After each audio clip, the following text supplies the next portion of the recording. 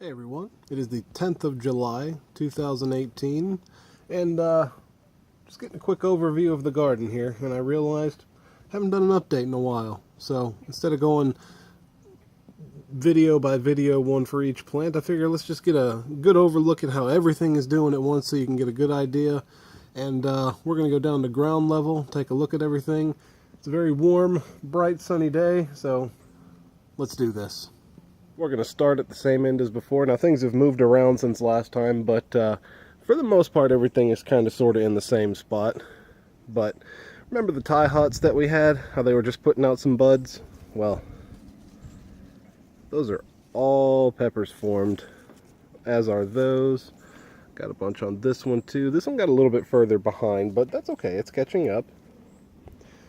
Our Tabasco here, the leaves are closed up because it's so bright and hot today. It's trying to protect itself, but even after harvesting probably 75 or 80 not too long ago, we still got a bunch on there turning, looking wonderful.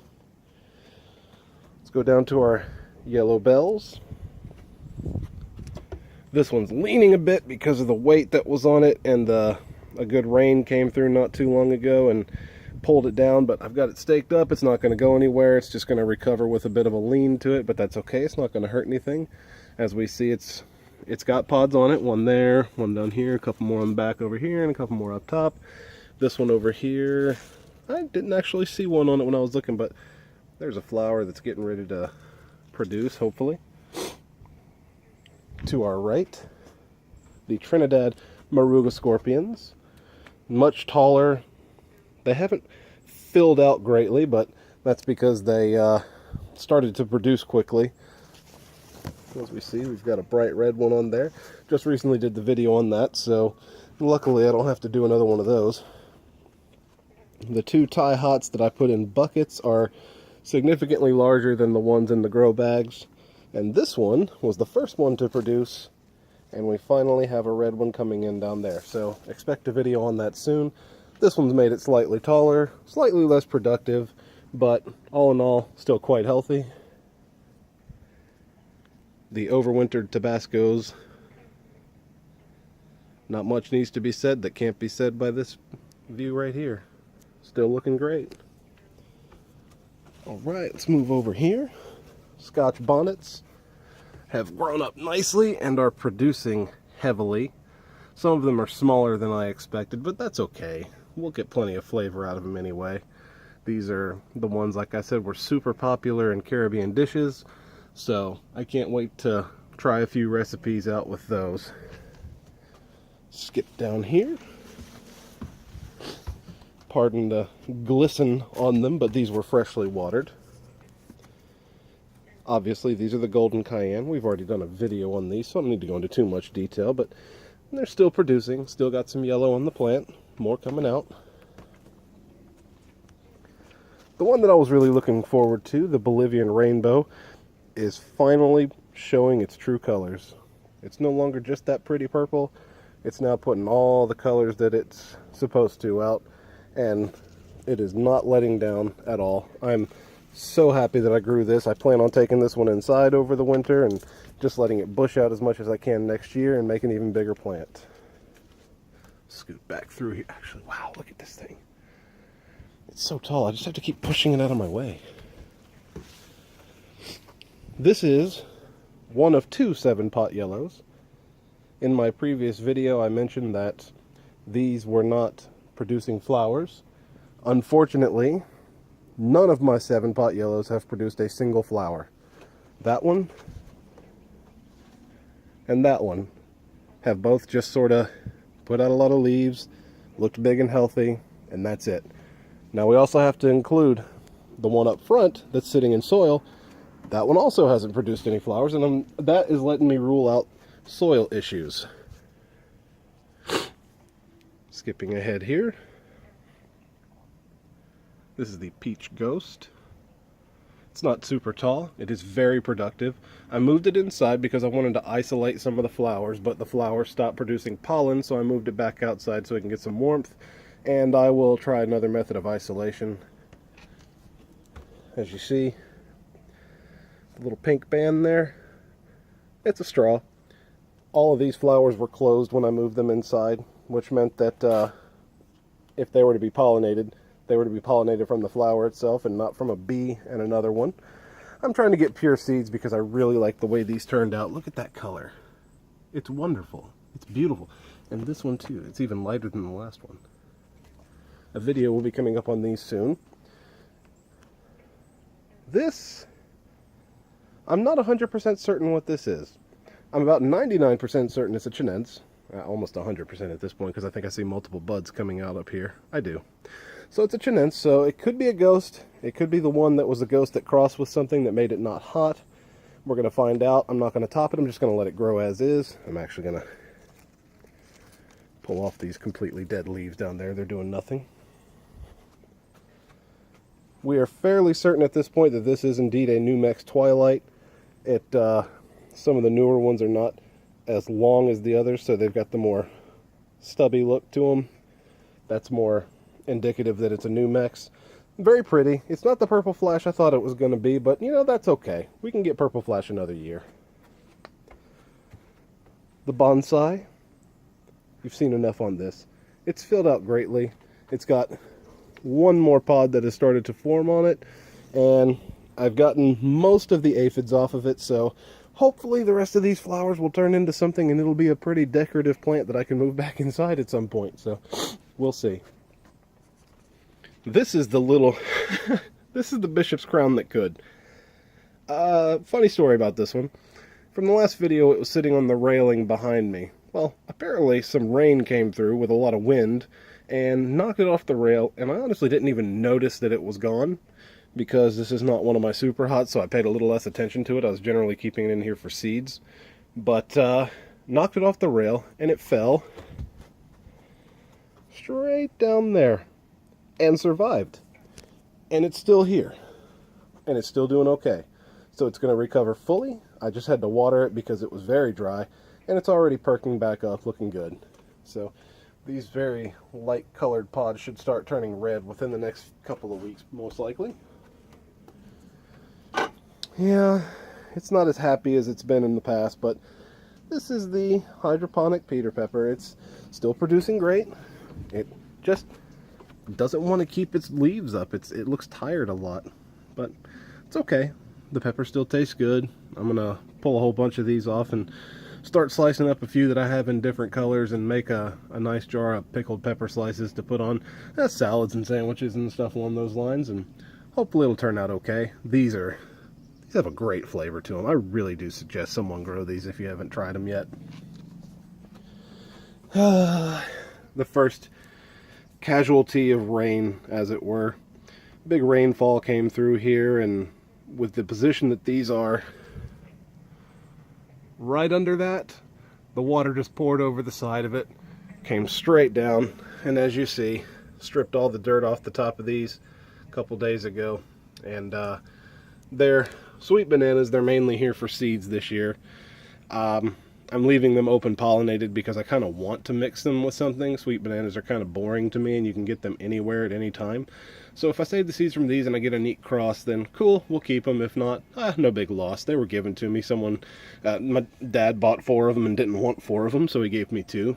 I put them in a medium-sized container just to see what they do, and that's about it. 2 more Scotch bonnets. Not producing heavily, but we do have one. That will most likely be the one that turns first.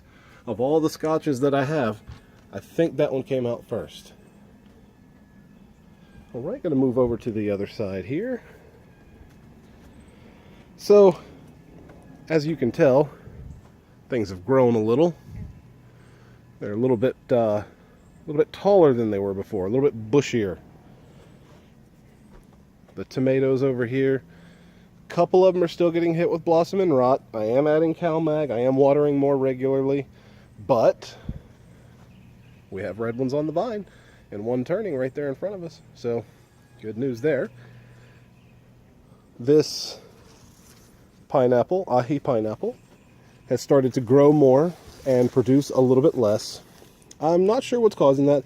It might be because this one's in the shade a little more than the other one, but not really certain. Not one of these has turned yellow yet. It does have a few pods on there though, and I hope to harvest. The ones on the outside here, they're most likely to be pure, but not 100%, so I've got this bag on here to isolate some flowers. The 7-pot brown has done nothing but impress me. It is covered in pods. Some of them are really big. Look at the size of that thing. Wonderful. I cannot wait for that to turn. I mentioned the daddles earlier in the season had issues with the leaves. This is what I'm talking about. However, I spoke to the person who sent me the seeds for this. As it turns out, it's not a calcium problem. It's a genetic problem. His plants did the same thing, and what this tells me is that something in the genes for this particular one is struggling to uptake calcium. Or maybe it's just got some weird crinkly leaf genetics, but it usually has something to do with a nutrient uptake to cause curling like this. Either way, plants are as healthy as they can be with ugly leaves, so even the ugly duckling can produce something. There's been some flowers on it, nothing has set. I haven't seen a pod yet, but I haven't been terribly hopeful for this one. We'll just leave it. It's already in the ground. Like you see, look at this. The leaves come out looking great, and then after a while, they start to turn. I don't know what's causing it. It's strange, but like I said, this is more of an experiment than anything at this point. I'm no longer banking on these two being super productive. I'm actually going to turn the camera around for this one so I can show you. Alright, so you have to forgive the wilted leaves. I did just water this thing, but this is my poblano. I'm standing up straight. I am 6'4". Well, 6'3" to 6'4", depending on who's measuring me. And yeah, this plant is the tallest that I've got. It's been staked up. This thing was even topped at a young age, which meant I cut it off at the top so it would branch out and bush a little more instead of just growing vertically. But as we see, it's just wanted to grow up. However, we also see it's healthy. These pods are looking good. They're firm. They have a nice thick wall for a poblano, and looking forward to seeing what else this plant does this year. Hopefully it'll be as productive as it is tall, and hopefully I can stay on the water a little bit better. Whoopsie! Alright, continuing on. The two jalapenos producing wonderfully. They're not getting super long. They are very firm and very thick. I'm waiting to see if they do get any bigger before they start to turn red. If not, that's okay. It's not really the size that matters, it's the flavor. This is the in-ground or in-dirt Peter.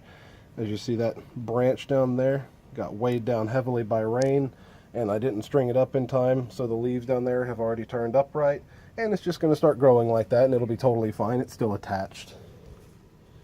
It's got flowers on it, but again, this one has not produced. It's been struggling a little bit, and I'm not sure what's causing it. I might need to hit it with some fertilizer, but we'll see.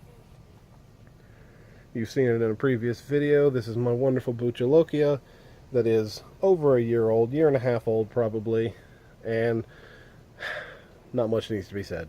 Look how beautiful red those pods are. Moving down, the boring old everyday orange habanero. And I say boring in the nicest way possible because it is loaded.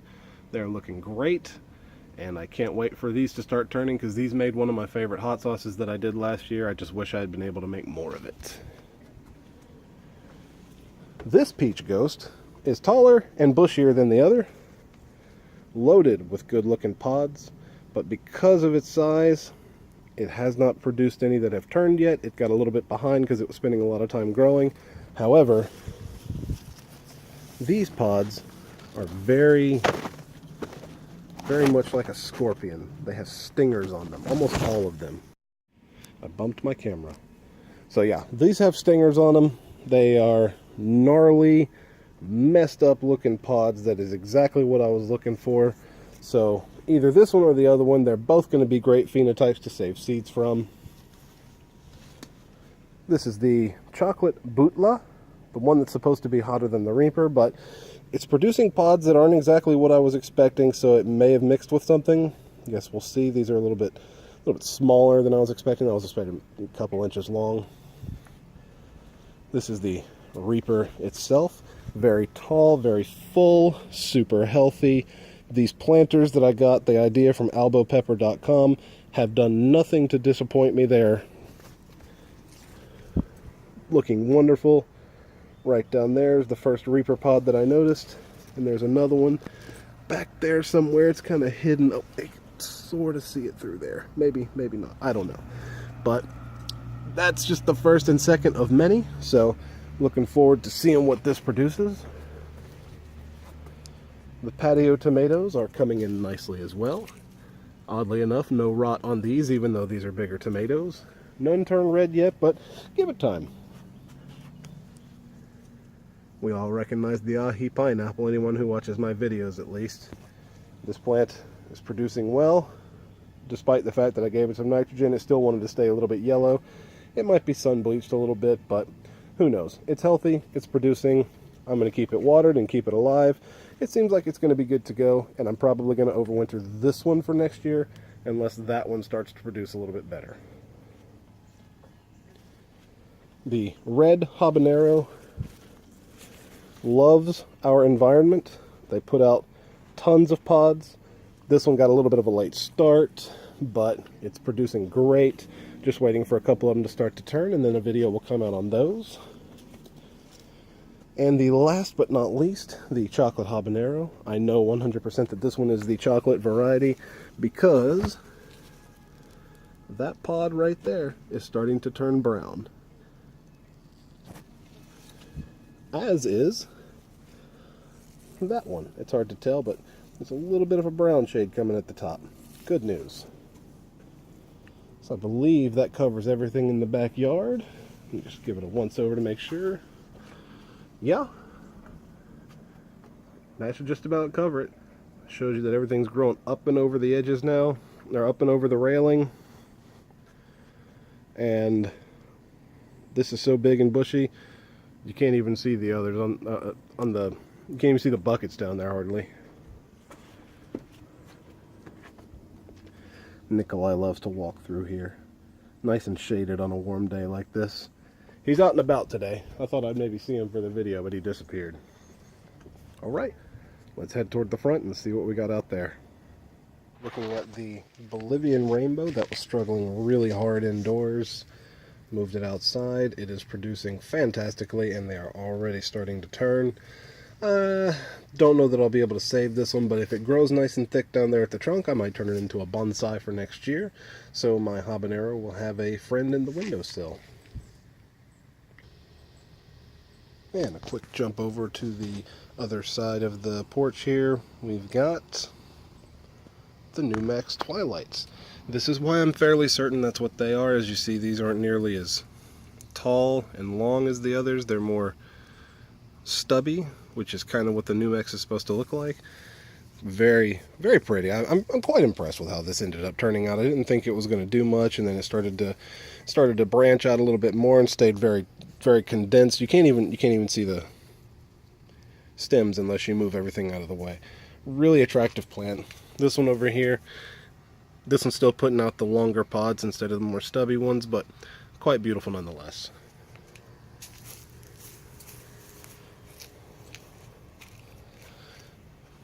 Remember that bishop's crown that we saw earlier this year?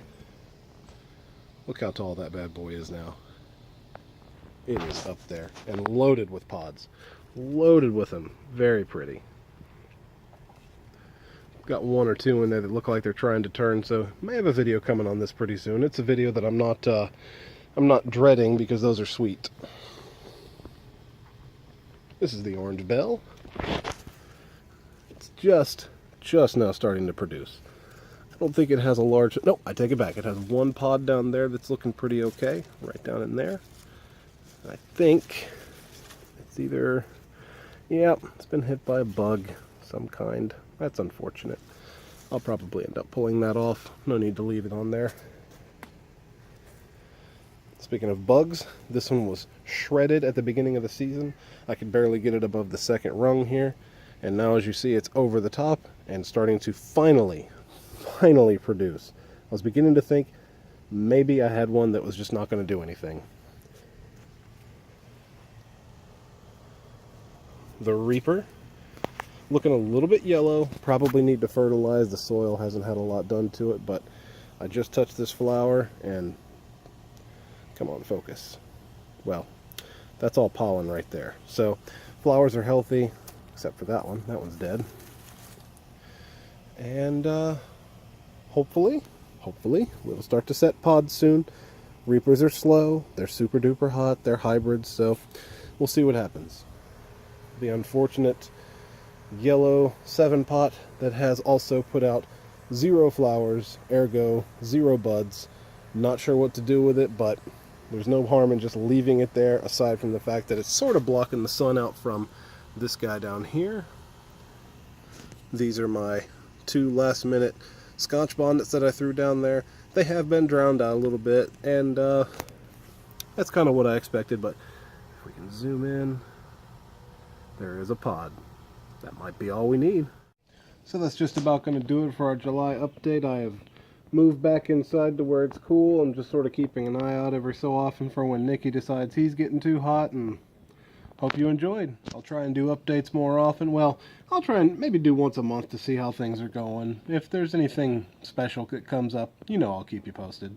Y'all take care, and I hope you have a great week.